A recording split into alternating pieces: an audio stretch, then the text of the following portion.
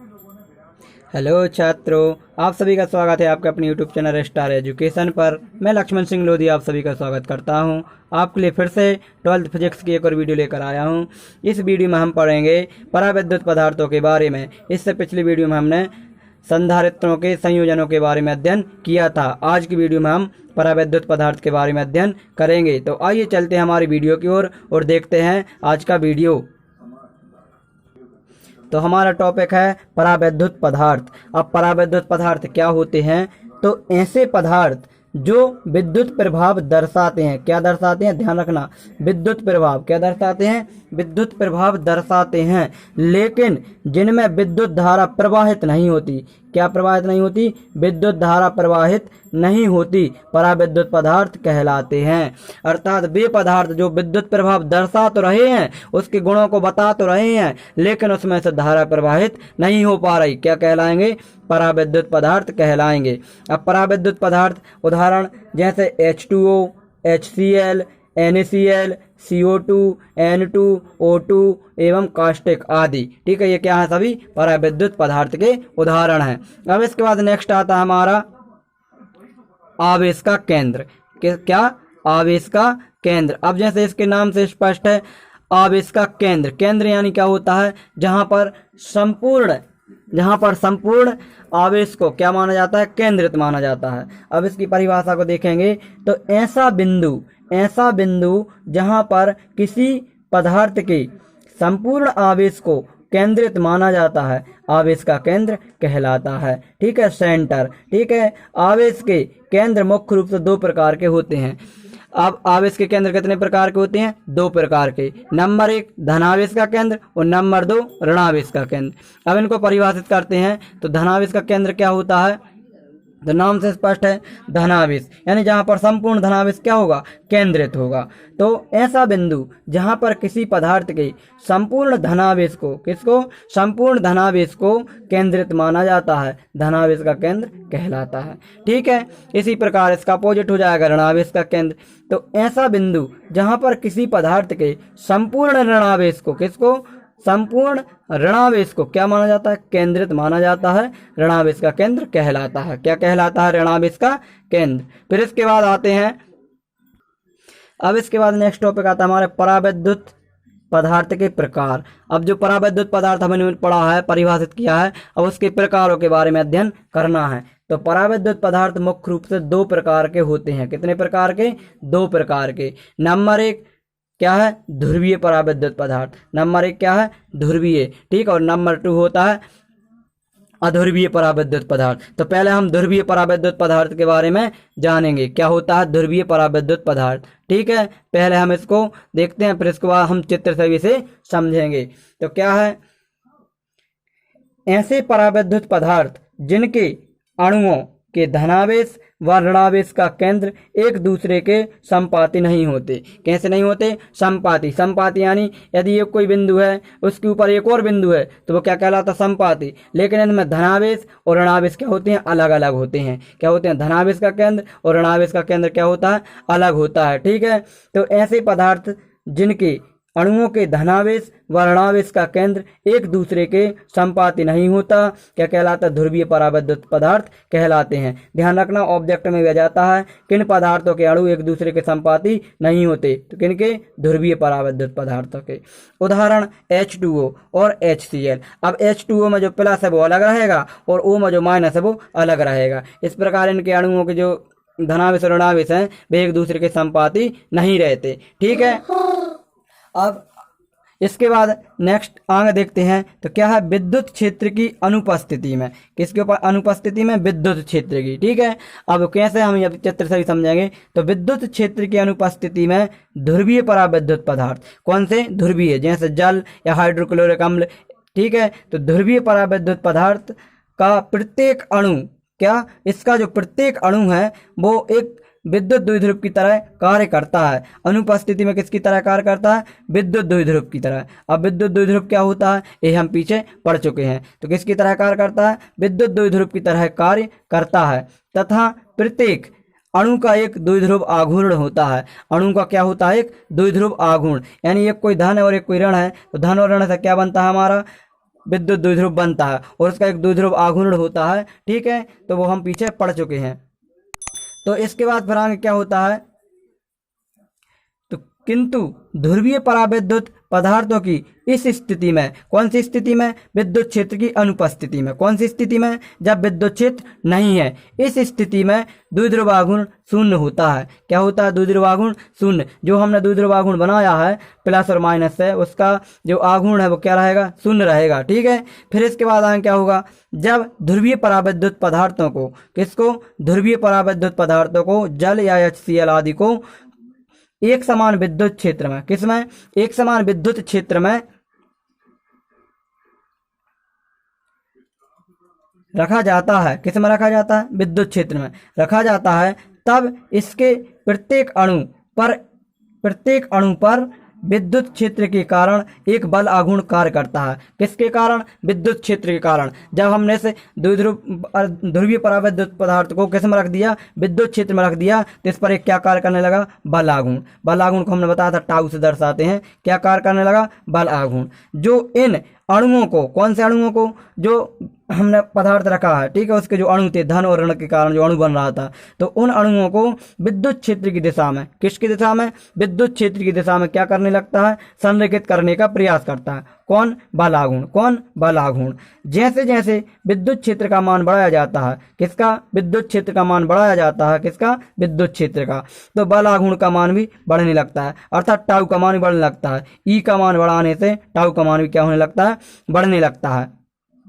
तथा बढ़ने से अधिक, जैसे जैसे हम क्या करेंगे, मान बढ़ाएंगे, तो अधिक से अधिक अणु विद्युत क्षेत्र की दिशा में क्या होने लगेंगे, संरेखित। जैसे जैसे हम बल आघूर्ण का मान बढ़ाते जाएंगे, क्या होने लगेगा, उसके अणु यहाँ की ओर क्या होने लगेंगे, गति करने लगेंगे। विद्युत क्षेत्र बढ़ाएंगे तो बल आघूर्ण बढ़ेगा, और बल आघूर्ण बढ़ने से क्या होगा, अधिक से अधिक अणु विद्युत क्षेत्र की दिशा में संरेखित होंगे, मतलब उसकी दिशा में गति करने लगेंगे। तथा विद्युत क्षेत्र के एक निश्चित मान पर, किसके, विद्युत क्षेत्र के एक निश्चित मान पर क्या होगा, सभी अणु विद्युत क्षेत्र की दिशा में क्या हो जाएंगे, संरेखित हो जाएंगे, मतलब उसकी दिशा में गतिशील हो जाएंगे। इस स्थिति में पराविद्युत पदार्थ का, किसका, पराविद्युत पदार्थ का द्विध्रुव आघूर्ण, क्या, द्विध्रुव आघूर्ण कैसा हो जाएगा, अधिकतम। कैसा हो जाएगा, अधिकतम। जबकि अनुपस्थिति में कैसा था, शून्य था, और उपस्थिति में कैसा हो गया, अधिकतम। ठीक है, तो यहाँ से ऑब्जेक्ट बनता है हमारा, एक फैक्ट निकाल कर आता है कि विद्युत क्षेत्र की उपस्थिति में ध्रुवीय पराविद्युत पदार्थ का जो द्विध्रुव आघूर्ण है कैसा होता है, अधिकतम। कैसा होता है, अधिकतम। और एक फैक्ट क्या बनेगा कि अनुपस्थिति में कैसा होगा, शून्य। कैसा होगा, शून्य। ठीक है, इसके बाद अब हम इसे चित्र से समझेंगे, तो देखते हैं चित्र। अब हम चित्र से देखते हैं, तो चित्र में क्या है, एक ध्रुवीय पदार्थ है, वो किसकी अनुपस्थिति, विद्युत क्षेत्र की अनुपस्थिति में रखा हुआ है, और एक रखा हुआ विद्युत क्षेत्र की उपस्थिति में। ठीक है, अब चाहे जल ले सकते हैं, HCl, NaCl, जिसमें धन और ऋण अलग अलग होते हैं, हमें वो पदार्थ लेना है। ठीक है, तो हमने एक ध्रुवीय पराविद्युत पदार्थ ले लिया, और वो किसकी अनुपस्थिति में, विद्युत क्षेत्र की अनुपस्थिति में। तो आपको यहाँ पर चित्र में दिख रहा होगा कि इसके जो अणु हैं, एक कहीं की ओर दिख रहा है, एक कहीं की ओर, एक कहीं की ओर, इधर उधर तितर बितर है, मतलब इधर उधर व्यवस्थित नहीं है सही रूप से, हर कहीं पर है। ठीक है, लेकिन अब इसी विद्युत को हमने इसी को हमने किस में रख दिया, विद्युत क्षेत्र में। तो आप देख रहे होंगे इसके अणु देखो एक ही लाइन में क्या हो रहे हैं, संरेखित हो रहे हैं। क्या हो रहे हैं, संरेखित। तो अब हम इसी को यहीं से परिभाषित करेंगे, जितनी बड़ी जो अभी आपने थ्योरी देखी है उसको चुटकियों में कैसे हम यहीं से समझते हैं। तो क्या करेंगे, सबसे पहले लिखेंगे कि जब ध्रुवीय पराविद्युत पदार्थ को, जब ध्रुवीय पराविद्युत पदार्थ विद्युत क्षेत्र की अनुपस्थिति में, किसमें, विद्युत क्षेत्र की अनुपस्थिति में होता है, तो इसके जो अणु हैं, जो अणु हैं, किसकी तरह कार्य करेगा, द्विध्रुव की तरह। किसकी तरह कार्य करेगा, द्विध्रुव की तरह कार्य करेगा। लेकिन इसका द्विध्रुव आघूर्ण कैसा होगा, शून्य होगा। क्यों होगा शून्य, क्योंकि यह विद्युत क्षेत्र की उपस्थिति में नहीं है। लेकिन जब इसी पराविद्युत पदार्थ को विद्युत क्षेत्र की उपस्थिति में लाते हैं, किस में लाते हैं, विद्युत क्षेत्र की उपस्थिति में लाते हैं, तो इस पर एक क्या कार्य करने लगता है, बल आघूर्ण। क्या कार्य करने लगता है, बल आघूर्ण, टाउ। ठीक है, क्या कार्य लगता है, बल आघूर्ण। और यह बल आघूर्ण का कार्य क्या होता है, जे अणु तितर पितरते इधर उधर थे, इनको एक ही दिशा में संरेखित करने का प्रयास करना, मतलब इधर की ओर घूमने का, इधर की ओर विद्युत क्षेत्र की दिशा में क्या करता है, ऐसे गति कराने का क्या करता है, प्रयास करता है। जैसे कि पंखा रहता है, पंखे पर जैसे हम उसका स्विच ऑन करते हैं तो इस पर एक क्या करता है, बल आघूर्ण, जो उसे क्या करता है, घुमाने का प्रयास करता है। इसी प्रकार यहाँ भी बल आघूर्ण उत्पन्न हो रहा है और वो क्या कर रहा है, इन अणुओं को विद्युत क्षेत्र की दिशा में संरेखित कर रहा है। अब जैसे जैसे हम ई का मान बढ़ाते जाएंगे, किसका, ई का मान, तो ई समानुपाती रहेगा टाउ। ठीक है, जैसे जैसे हम ई का मान बढ़ाएंगे वैसे वैसे टाउ का मान बढ़ेगा। टाउ यानी बल आघूर्ण का मान बढ़ता जाएगा और बल आघूर्ण का मान बढ़ने से अधिक जो अणु हैं क्या होंगे, बिल्कुल सीधे विद्युत क्षेत्र की दिशा में क्या हो जाएंगे, संरेखित हो जाएंगे। और एक विद्युत क्षेत्र के अधिकतम मान पर, एक विद्युत क्षेत्र के फिक्स मान पर, ठीक है, विद्युत क्षेत्र के फिक्स मान पर सभी अणु क्या हो जाएंगे, इसी में संरेखित हो जाएंगे। और वहीं पर हमारा जो अधिकतम मान होगा वो बल आघूर्ण का मान कैसा कहलाएगा, अधिकतम मान। पराविद्युत पदार्थों का अधिकतम मान तब बल आघूर्ण ताऊ हो जाएगा। ठीक है, कब, जब ये एक ही दिशा में क्या हो जाएंगे, पूरे संरेखित हो जाएंगे। ठीक है, फिर इसके बाद में जब पूरे अणु यहीं व्यवस्थित हो जाएंगे, इसकी ओर संरेखित हो जाएंगे, तो इस स्थिति में जो पराविद्युत पदार्थ हमारा ध्रुवीय पराविद्युत पदार्थ, इसका बल आघूर्ण कैसा हो जाएगा, अधिकतम हो जाएगा। ठीक है, पहले अनुपस्थिति में अणु इधर उधर थे, लेकिन इसको हमने विद्युत क्षेत्र में रख दिया तो इसका अणु संरेखित होने लगे। क्यों, क्योंकि विद्युत क्षेत्र के कारण इस पर एक बल आघूर्ण कार्य करने लगा, टाउ।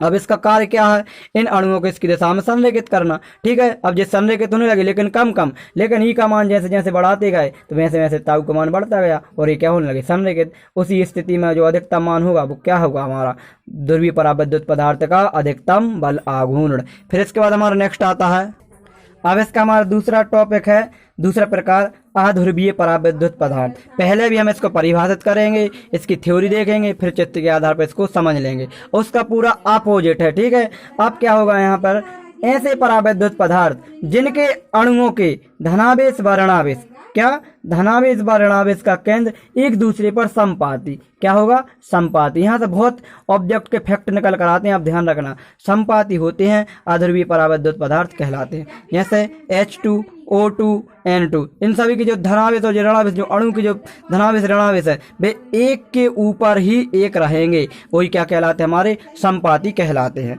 ठीक है, अब आगे देखते हैं, तो देखेंगे आगे विद्युत क्षेत्र की अनुपस्थिति में, किसमें, विद्युत क्षेत्र की अनुपस्थिति में अध्रुवीय पराविद्युत पदार्थों का कोई भी अणु विद्युत द्विध्रुव की तरह कार्य नहीं करता। क्यों नहीं करता, क्योंकि उसमें जो धन और ऋण है वो अलग अलग नहीं होते, एक के ऊपर एक रहते हैं। जब एक के ऊपर एक है तो वह द्विध्रुव का निर्माण नहीं कर पाएंगे। ठीक है, तो क्या लिखा है, अनुपस्थिति में द्विध्रुव की तरह कार्य नहीं करते तथा प्रत्येक अणु का द्विध्रुव आघूर्ण कैसा होता है, शून्य होता है, तथा संपूर्ण अध्रुवीय पराविद्युत पदार्थ का द्विध्रुव आघूर्ण भी क्या होगा, शून्य होगा। ठीक है, फिर जब अध्रुवीय पराविद्युत पदार्थ को एक समान, क्या, एक समान विद्युत क्षेत्र में, किसमें, विद्युत क्षेत्र में, किसको, अध्रुवीय पदार्थ को, किसको, अध्रुवीय पदार्थ को एक समान विद्युत क्षेत्र में रखा जाता है, तब प्रत्येक अणु, क्या, प्रत्येक अणु, उसमें जितने भी अणु हैं, प्रत्येक अणु का विद्युत क्षेत्र के कारण धनावेश व ऋणावेश का केंद्र एक दूसरे से थोड़ा सा विस्थापित,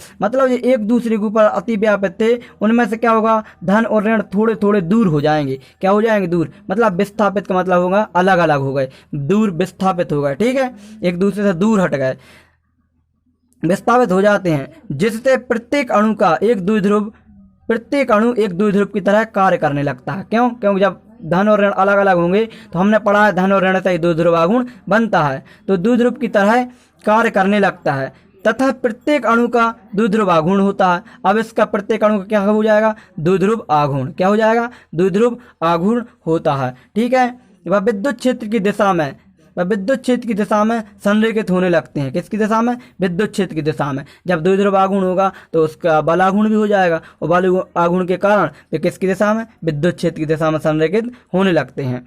जैसे जैसे विद्युत क्षेत्र का मान बढ़ाया जाता है, अधिक से अधिक अणु विद्युत क्षेत्र की दिशा में संरेखित होने लगते हैं तथा विद्युत क्षेत्र के एक निश्चित मान पर सभी अणु विद्युत क्षेत्र की दिशा में संरेखित हो जाते हैं अधिकतम मान पर। ठीक है, तो इस स्थिति में अध्रुवीय पदार्थों का द्विध्रुव आघूर्ण कैसा हो जाएगा, अधिकतम। कैसा हो जाएगा, अधिकतम। ध्यान रखना, कैसा हो जाएगा, अधिकतम। अब इसको हम चित्र के द्वारा समझते हैं।